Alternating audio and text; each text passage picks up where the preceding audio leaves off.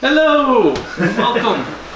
It's been about a year since our last Apocrypha episode. Yeah, something like that, but we're going to have a bunch of them in a row now. Yeah, I forgot about the series entirely.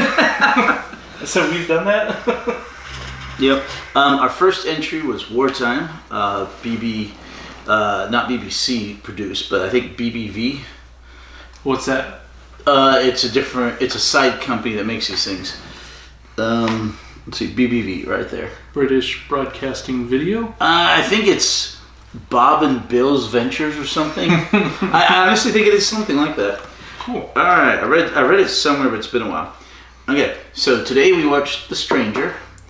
Summoned by Shadows.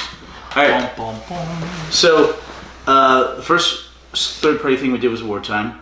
And then we have a couple of short Apocrypha episodes covering the two Peter Cushing movies, because technically that's where they belong, even though we talked about them in other stuff. So Short episodes. yeah, the real short ones, like we've talked about it when we did the whole actual Doctor Who thing. We talked about it again probably somewhere, sometime. So we're just going to refer you to those. And they were short episodes, but we had to represent them in the Apocrypha line. Now there's going to be a bunch of The Strangers, about 6 of them, and about 4 probes. Probes? Probes, yeah. That's the name of it's like unit, Yeah. but it's probe. Probe. We will have the 30th anniversary special done as a Children in Need deal coming up along this line. And we have something called the Air Zone Solution, which is made by BBV, which is not at all connected to Doctor Who, except there's 3 doctors acting in it. Really? Yeah. Are we going to watch that? Yeah. So it's Apocrypha, but they're not. Well, in theory, it could theoretically be part of it, but it's the only one where they don't try to do some allusion to it, like the Stranger instead of the Doctor, or Probe instead of Unit. Oh, and Probe. By the way, this one had Perry in it, and of course the 6th Doctor. You get the right one, 6th Doctor. Baker? No, Colin Baker is the 6th Doctor. That's Tom Baker. Oh. Yeah. Blonde guy, top. Oh, yeah, they very both top, have curly hair. Yep. Anyway, so these are going to be over the next several weeks, and then we will finally get to the TV movie, which is the only regular episode appearance of the 8th Doctor. Regular episode appearance. He has a mini-sode as part of the 50th anniversary specials. And then they kind of just skip over him and go to the 9th Doctor with the new stuff. Yes. Cool. Yes. And in fact, That's McGann? Yeah, McGann. With The dapper-looking one right there. He kind of looks like With the curl. No, not curl. Snape, Professor Snape, Alan Rickman. A little bit, yeah. A little bit. So, anyway, I'm Howard. This is Holden. What are we drinking today, Andy? You got Modelo beer. Modelo. I've got a Powerade Zero.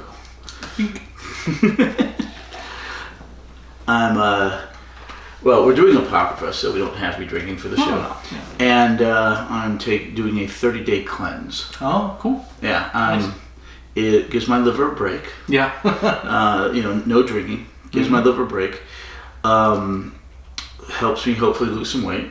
Oh, Cleans out my system. I could use that. Yeah, and hopefully lowers my tolerance back down for alcohol, so it takes less to get drunk. Yeah.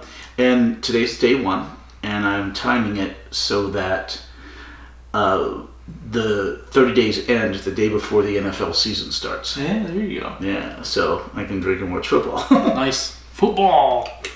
Okay. All right. So anyway, the basics of this is that you see the Doctor, the Stranger, he's on a planet, and he's going to be a monk. He's going to just sit there and contemplate life, and Perry doesn't want to do it. Now, if you remember, in Colin Baker's first serial, he chokes Perry. Yeah. And then afterwards, decides that is exactly the scenario he wants to do. Wants to go contemplate. Yeah, he About says, his I'm not worthy of anything. I need to go and remove myself from life and go to a deserted planet and think about things. And you can be there with me, Perry. You'll be my acolyte. And you can go get food. Yeah, I remember. You remember that? Okay, so this is that exact scenario played out. Yeah, I like that. It's neat, and a lot of people wouldn't make that connection, but after seeing it a few times, I'm like, oh, wait a minute. So he is sitting there acting all peevish. Doom and gloom. Yeah, and what's the line he says? I have to endure myself. She doesn't. Yeah. So she leaves. And he's by himself, and she wanders off. They've traveled to post-apocalyptic Earth. It looks like it. Yeah, it looks very post-apocalyptic. Or Boston, maybe? Detroit, yeah. So she wanders off, and then everything goes to this kind of market square. Yeah, market. People look like they're in modern clothes. Some people look like they're in medieval clothes because I guess they're just I guess if they still haven't worn out the modern clothes, they're good. Yeah. But I guess they're only able to make something that looks like the medieval clothing at that point. They've gone through all their modern clothing, so now they're digging out their cosplays from the closet and going, wow, I guess I can wear this. And then I've lost enough weight I can wear it again. Yeah. We have this guy named Dane. 90s mullet, long hair. Mm-hmm. He's working like an art booth. There's paintings or pictures around him. Yep. Now the same actor comes back later as in a different role. Huh? In Apocrypha? Yes. Oh. He comes back later in The Stranger. Oh, okay. Playing a different role. Gotcha. Okay. So he's got a girl. They love each other. Obvious. And he's deaf and dumb. He can't speak or hear. And then this mysterious guy shows up, dressed kind of like as a harlequin. He's doing magic tricks. He has all the masses watching his card tricks, and he's pulling coins out from behind people's ears. Yeah, illusion. He's an illusionist. That's what they call him. Yeah.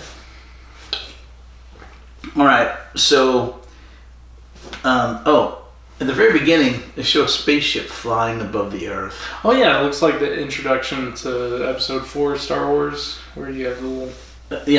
Star Wars. Star Wars. Help me, Obi-Wan Kenobi. Yeah.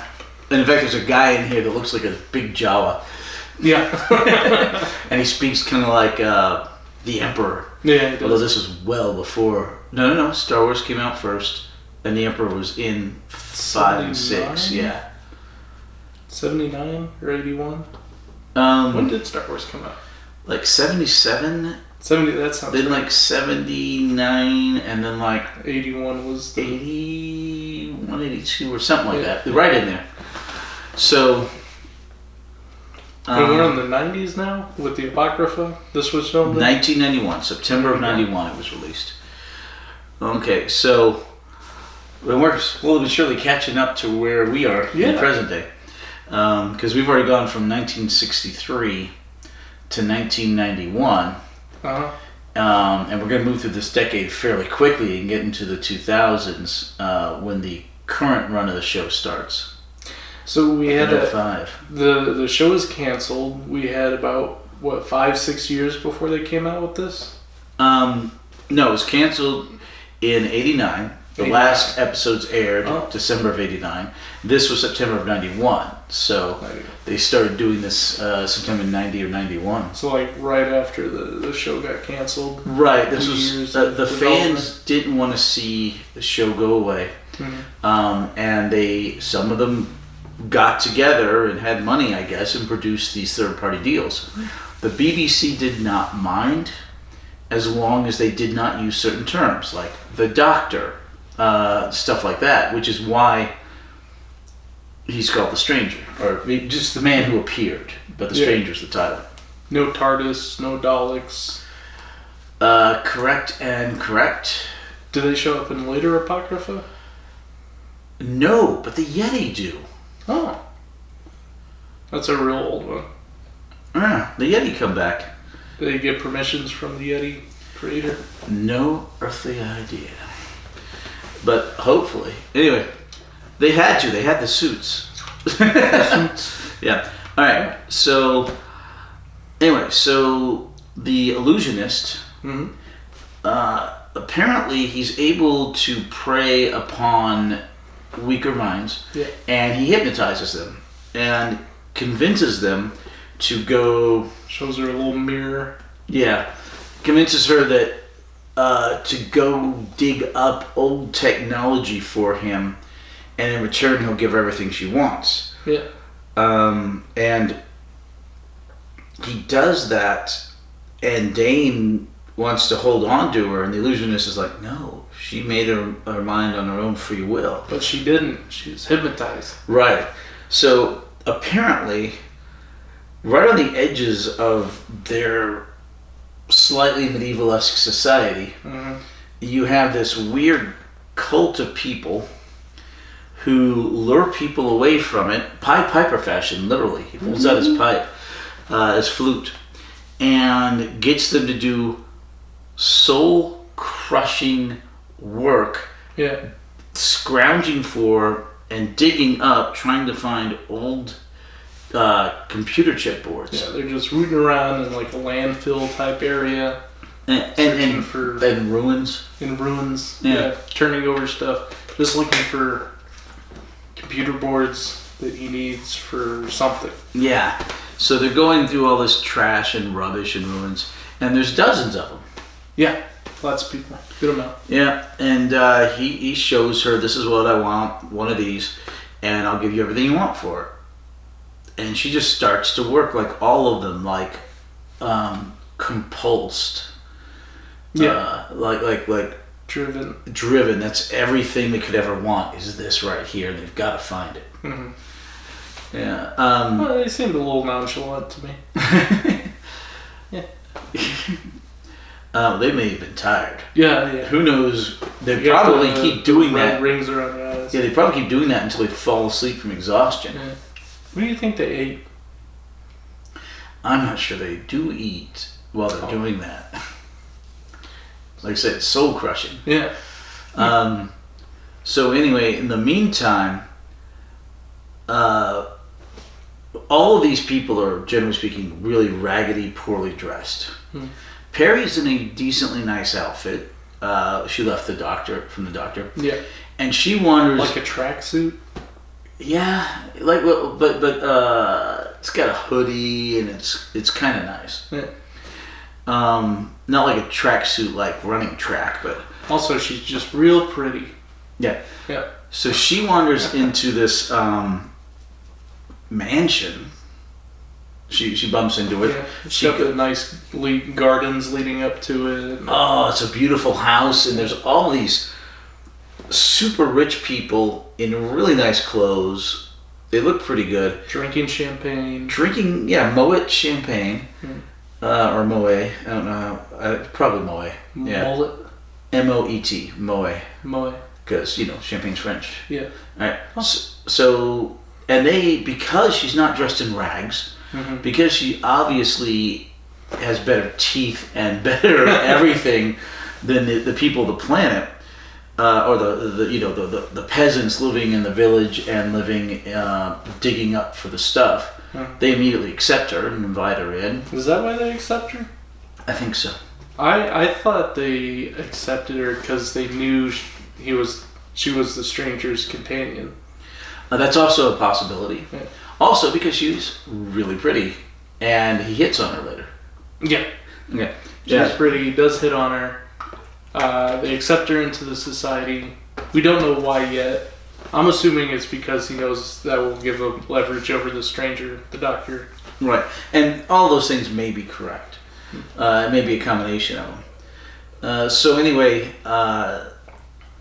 they dress her up in this really nice mink coat and all that, and her beautiful hair, and she looks great. Then Dane rushes to a couple other fellows in the village. Yeah, I like how he gets their attention. Yeah. They don't look up at him. Because he's deaf and they're playing this board game or whatever. Yeah, something. Looks like a little weird cross between chess and pick-up sticks or something. So he talks to them, and one of them, I guess, is the village elder. And he's like, well, she went of her own free will. We can't help you. What was the line? We cannot assist you in this endeavor. Yeah, but we can't stop you either. Right, but we can't hinder you either. And so he's like, okay. And so he runs off, and he's looking for the man who appeared, which is the doctor or the stranger. And he goes through the wilderness to get there. In the meantime... Which is like a sand pit. It's the wilderness. Yeah. So much of Doctor Who takes place in gravel pits. Yeah. In the meantime, they're having the nice party at the mansion, and one of the young ladies who is searching for the computer boards comes up, and the main head guy there is like, he's wearing these big sunglasses. He's like, oh, we have a hunt, and all the rich people run out. So the illusion just kind of broke for her, or she decided to run for whatever reason? I don't know if she decided to run away from that because of that. I don't know if she was starving. Oh. Yeah. I don't know if something happened that the illusion broke, or she just wanted to get to her goal, which was that mansion. Yeah. And the guy's like, they corner her, they laugh at her, and he says, okay, privileges must be earned. And he shoots her with a gun, like 3 times. So we get he shoots her really dark. Murder. So this illusionist that's promising them this luxury life and grandeur is somewhat actually, we think he's fulfilling that promise, that he's actually providing this life to those who make it there. Yeah. Those who find him the components he wants. Yeah. All right. And so he murders this young lady. Why does he do that? Why does he actually provide them the illusion of the house? Because otherwise they're not gonna... No one's going to be willing to work for him and find the stuff he needs if they don't believe on the other side they get that good stuff. Hypnotized, anyway. Yeah, but the hypnotism only goes so far. You need a goal. You need a promise, Okay. Yeah. Because you can only you can suggest things to people with hypnotism, but if it goes absolutely against their will, it's not going to happen, But if you suggest something like, hey buddy, have another drink, to someone who wants to have another drink, it's going to happen. Alright. Perry does not like that they shot this young girl. lady. Yeah. It's like, what? All the rest of them seem cool with it. Yeah. Okay, because they've gotten to the privileged position and... By finding components or something. Yeah, and therefore they get to do what they want, and everyone else if they don't earn it, can't be there. So Dane gets to the doctor, convinces the doctor, who doesn't want to go. Dane waits overnight. Finally, the doctor's like, okay. Shows the doctor the picture of the girl and kind of tries to explain what's going on. The doctor's really dragging his toes. I'm not about that life anymore. I can't help. Woe is me. I've come to contemplate. And he takes a whole night, and it shows him pacing back and forth, and he's watching the sunrise, and finally he decides, like, okay, get up. I'll help you. Yeah. In the meantime, they're playing croquet or something. They're sipping champagne. Barry's over by a tree, just traumatized after watching them gun down this girl. The guy with the glasses, he's not the illusionist, it's another guy. Like a taskmaster? He's the head of the mansion anyway. The head of the, He notices that she's separated from the group, so he goes over, why are you upset? Why am I upset? I just watched you gun down that girl. Of course I'm upset. And she kind of runs off towards the mansion. Yeah, he hits on her real hard, leans in for a kiss, and she just gets the heck out of there. She wants nothing to do with him, these people, or their ways. Okay, about then, the doctor and Dane managed to get to where Dane had seen his girl working. Yeah, the landfill? Yeah, it's like just over the ridge. Yeah. And doctor's like, okay, she's over there. How do we get in? Yeah, and the gate is always open to those who are invited or something. No, the gate's always open to those who wish to enter. Oh. Yeah, so, and a guy shows up with a gun, shoots them both. Obviously, they were tranquilizer darts. Yeah, he grabs his arm and then kind of stumbles over. Yeah, and you see them being dragged away. Okay, the girl is still down there working. Yeah. She's still down there working. The doctor and Dane get dragged away, and then the girl finds one of the boards. At the same time as another person, they both eye it at the same time. Yeah. They gun for it. She gets there and first. She grabs it, and the other person attacks her, and this he's guy strangling her, and she hits him on the back of the head with a rock or something. A brick. Remember, Yeah. it was a broken brick road. Yeah. Yeah. Knocks him out. Takes the component. She goes and turns that in. They're processing her whole thing while the doctor's waking up in some random bed in a shack. Cot. Yeah. He goes, where am I? He wakes up, and there's a cowled figure. The gnarly hand. Yeah, gnarly hands. Looks like a giant Jawa, and he's speaking like the Emperor from Star Wars. Yeah. And the doctor, he's like, "You are not of this world." The doctor's like, "Neither are you, and you're stranded here." The doctor puts two and two together. No, pardon me. This stranger, whatever, puts two and two together very quickly. Yeah, it does.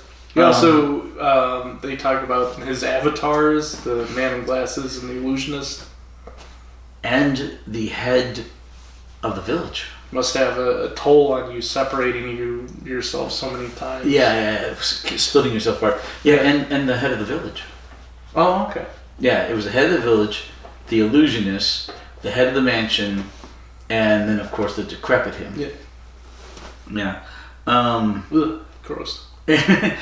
So he's like, doctor's like, "There's nothing you make me do to help you." And he says, "Oh yes, I know what you want." He has him pick a card from deck, and it comes up Perry. And so, meanwhile, Dane is, he pulls out his picture of what's her face. Yeah, it's like, and he's like, the doctor takes it. Where is she? And we'll see. And then they turn around, and she's being led in by the illusionist. And then he describes the soul-crushing work and all that stuff, and these two talking about the girl, and Dane can't... They can't interact anymore. She's of a higher social class now. She wants nothing to do with him. And she wanders off to go to the mansion. Right. She's being led to the mansion, and the doctor goes to this guy. I don't think we ever get a name for him. The guy, the Jawa? Yeah. Oh. I don't think any of the four aspects of this guy are ever given names. No names. In fact, Dane the illusionist is just the illusionist. And Dane's, I think, the only one that has a very distinct name mentioned in the piece. Yeah. Although there's more names mentioned in the credits, but not in the actual piece. Mm-hmm. So the illusionist explains that all these people are working to get him parts to build this transmitter, because, and the doctor's like, "What do you give him?" I give him a life of luxury, but it's all an illusion. Yeah. None of it's real, but they believe it's real, and so it's worth it to them. Sandpit. Yeah. That's very much like The Congress. Have you ever seen that movie? What's it about? Okay, it's the deep stuff. It's about a woman's relationship with her child and what she's willing to do for that child. But you showed it to me. Yeah, I don't think I've seen it. The surface level stuff is an aging actress. And they go to Cartoon Land? Yes. Yeah. The Congress. I know that. You showed me that one. I did.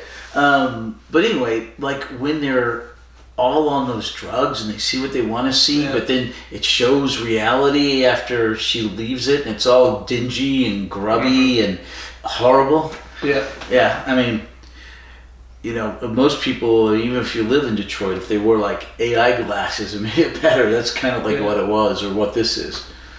You check out those VR goggles. Yeah. And the VR chat. This is like a chat room. You pick out an avatar. Lisa and I watched an episode yesterday of Series 14, Season 1, called Dot and Bubble. Dot and Bubble. Yeah, and... Is that like Black Mirror or something? It's fairly Black Mirror-ish episode. But they've got so much stuff in front of them, projected in front of their field of vision, that they can't see anything else. And they're told where to walk and stuff by things, and it's just weird. Yeah, and they're on it 24/7, unless they're asleep. So anyway... there is a Black Mirror episode where they're forced to watch ads. If they close their eyes, it's like, you must open your eyes to finish this ad. Stuff like with that. The eye tracker. Yeah. Okay. Creepy. Yeah, lots of creepy. We're headed there. Yeah. There's one episode of Black Mirror where they've got video that they store in their head, and they can replay it. I remember that. There's a couple making love, and he's replaying a different episode of Making Love, or maybe a porno or something, and she's kind of doing the same. Oh, there's an affair or something? No. Or she broke up with him? No. It's he's got the visuals going in his mind, or going in his eyes. He just replays of something. Because he's having sex with this girl. But he's replaying either a porno or him having sex with a different girl or something like that. Oh, wow. While they're making love. And she's doing kind of the same thing. Remember, the show is not for kids. I keep saying society's going to collapse before technology gets that far advanced, I think. Maybe. AI's scary. Yeah. I've been keeping up with AI. Yeah. Okay. So anyway, the bad guy who shall not be named convinces the doctor that he's going to kill Perry, because he does actually have Perry under one of his guises. If the doctor does not fix this transmitter chair for him, so he can get back up to his ship and leave, and the doctor fixes it. Yeah. And the doctor's like, the doctor's like, okay, only if you let all these people go. All of them, you need to let them go. I'll have no need for them once, I leave here. So I'll release them. Yeah, release. So we get a foreshadowing where Dane's just kind of eyeing this one computer component. Yeah, the doctor fixes the chair, actually. And then Dane kind of looks over, and that, you see him reach for something, but you don't see anything more. Yeah. And then, the doctor says, okay, to the Jawa emperor, you have to let these people go. He says, well, I can only do that when I'm whole. He says, okay. And so, you see all the different aspects come in. The illusions fade. Perry's ran off with the banana girl. The yellow suit. Yeah. And then the illusion fades, and they see that they've been in a sand pit this whole time. Yeah. So the house disappears, and it's just a sand pit. All the gardens disappear, all that stuff. And then the doctor's like, okay, the illusions are gone. Yeah, you said you would let them go. And he's like, that's a deal I've decided not to honor. Yep. For whatever reason. And the doctor's like, guy. No, you can't do that. You're going to burn out their minds once you leave and the illusion fades or something. Mm-hmm. And so the doctor tries to stop him. He stops the doctor because apparently he's stronger. Yeah. Yeah. I was like, Well, he's 4 people. Yeah. Strength of 4 people, yeah. So he pushes the buttons and tells the doctor to get back. And then you see a beam going up, and you think it's a transport beam, but then it explodes the ship in orbit. And then you see the guy fade, turn to red, Then he falls forward and melts. Face melts. Ah, gross visual. Yeah. So Dane and the doctor leave. Oh, doctor's like, the chair was perfect. What happened to the chair?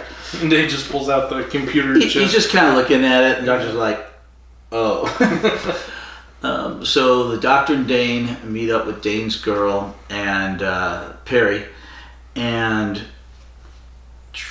I'm gonna always constantly be referring to them as Doctor and Perry rather than the stranger, and the not unnamed person. They implied. Yeah, they make up, and the doctor says, "Okay, I'm ready to leave now. No more contemplating. If you're willing to come with me." And Perry's like, "Okay." And no more cuts. So we're taking for granted that this fits into the canon. Like they went and they had this adventure, and they went back. You could theoretically think that, except generally speaking, this stuff has not been declared not canon, but it also has never been declared canon. I think the BBC wants to leave it up to you. Although, once again, there is one character, the Brigadier's daughter, Kate Lethbridge Stewart, who made it from a third-party piece into the actual show. Same name? Oh, I forgot to put our phones up today. Yeah, same name, same character. Same actress? I don't think so. Oh, okay. I don't think so, because the time between would have been not enough time for her to grow from this girl into a middle-aged woman. Oh, okay. Okay. Yeah, I think it's a different actress. But it's the first time the BBC... So that would make that canon. The character canon. The character's canon. But it's the first time the BBC took from third party and created and used it in the show. Will they ever do anything like that again? Or is that just like a one-off? I don't think so, but I would have to double check. Now, I'm talking video. There's a bunch of audio stuff that Big Finish did. Like audiobooks? Yeah. Like radio specials? Yeah, but they're audiobooks, yeah. That Big Finish did with a lot of the older doctors and companions. They also did the same thing during the Wilderness years. They started up, that's why it's called Big Finish. And they're still going. And there's hundreds of those. Are those canon? Once again, up to you. But some of the characters in at least one of those have been brought into or mentioned in the show and made canon. Mostly by McGann. In his mini-sode, he mentions their names and makes them canon. For what they did, they were companions during the audio stuff. Yeah. So what about the comic books? They have comic books? They at least used to. I don't know if they still do. But anyway, so that's the end of The Stranger. Summoned by Shadows. What'd you think of it? It's okay. It was better than the other third party. Better than Wartime. Yeah. Yeah. But the third party stuff keeps getting better, slowly but surely. Yes, we have the Doctor and Perry. How much did they pay them to be in that?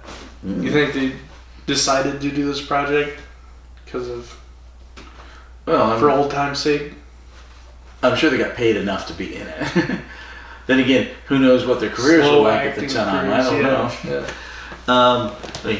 You got a mortgage to pay. Like I said, there's about 4 or 5 more of The Strangers. I think 5 or 4. There's like 4 probes. The 30th anniversary special, and the Air Zone solution, which is not really connected, but it's the same company, and it has like 3 doctors in it. 3 or 4. Let's see. Nice. Yeah, that's really cool. And then we'll finally get to McGann's TV movie. Is The Stranger and Probe both by BBV? Or is it? Yes. Oh, okay.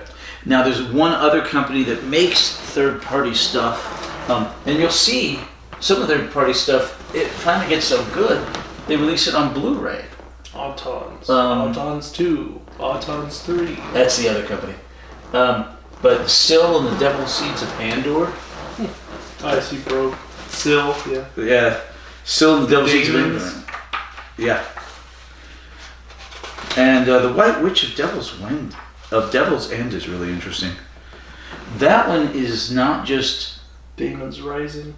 a single episode. It's a bunch of. It's like a 6 or 12 episode collection. This is in chronological order? Essentially. Are we going to watch all these? Eventually. So some of it took place during the new stuff? Yeah. Yeah, they just kept making stuff even when the show came back? Yeah, Still in the Devil's Seeds of Andor came out November 2019. Oh. Yeah. Now most... Why'd they keep making third-party stuff if the show came back? Because the show got popular again. Yeah. So why not ride on the coattails? I guess. Yeah.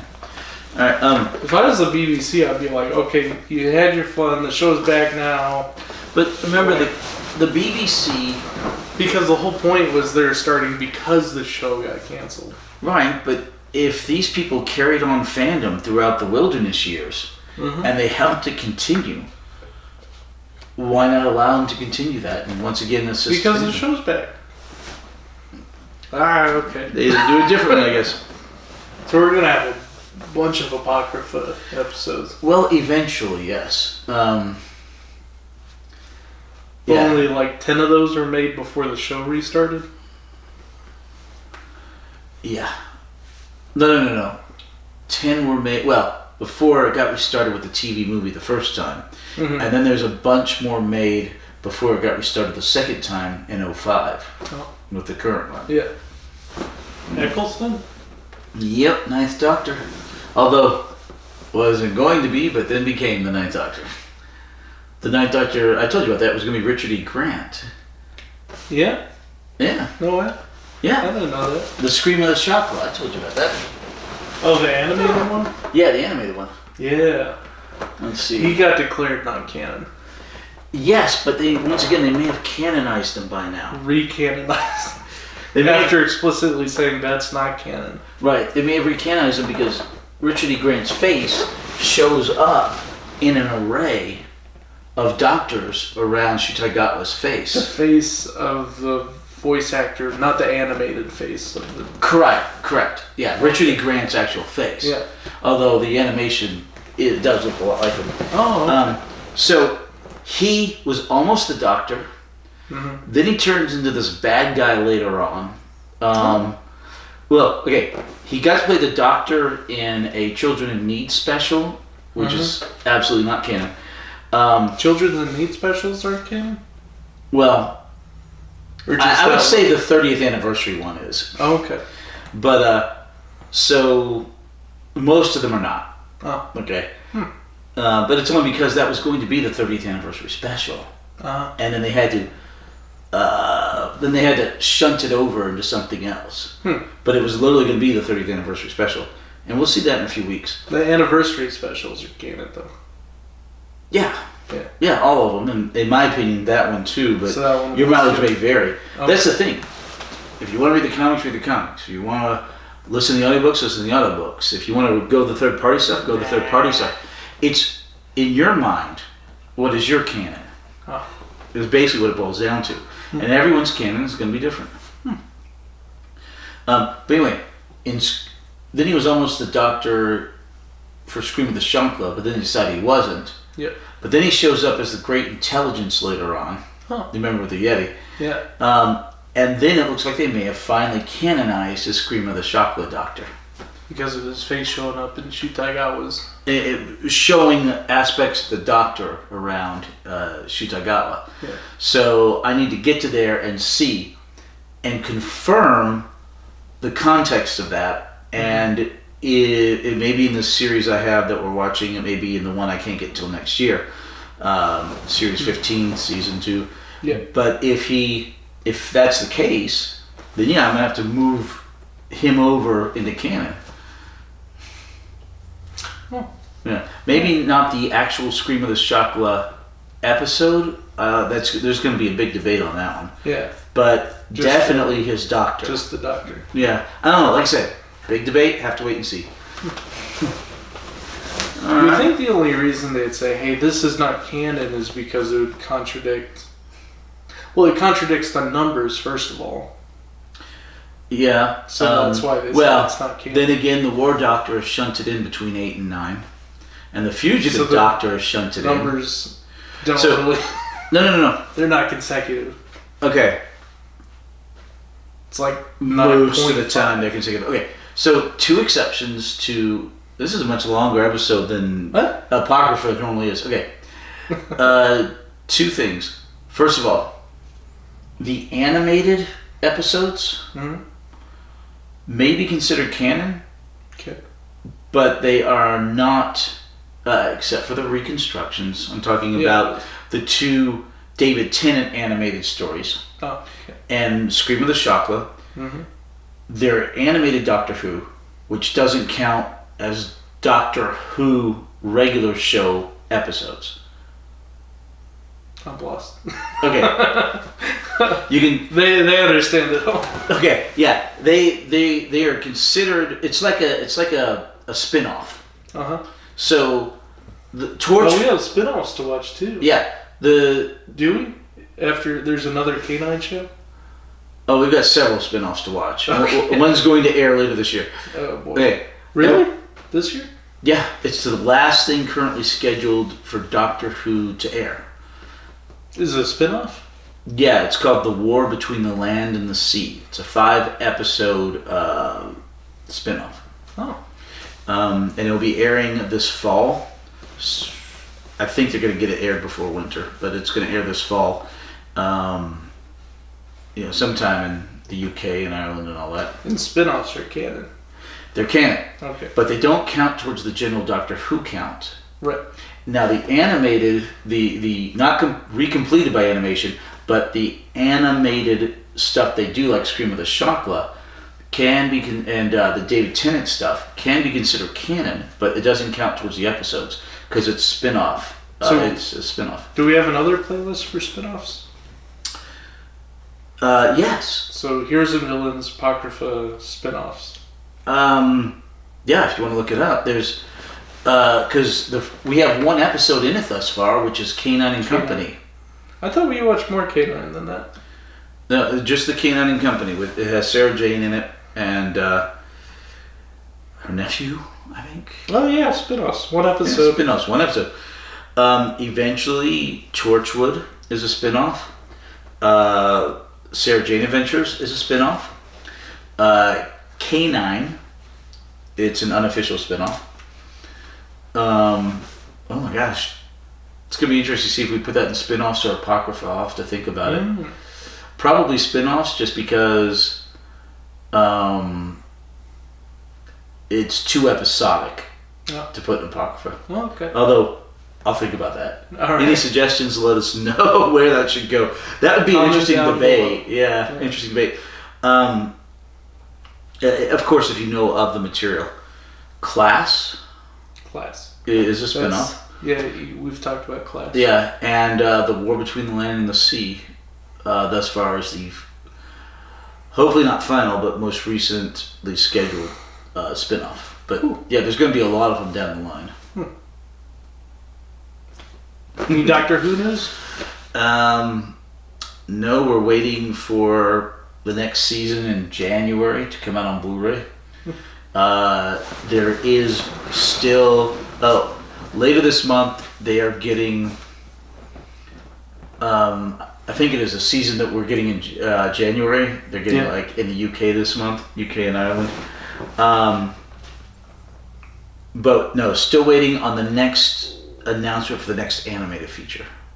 Alrighty. Recompleted by animation. Cool. So we'll let you know. And you'll hear it here first.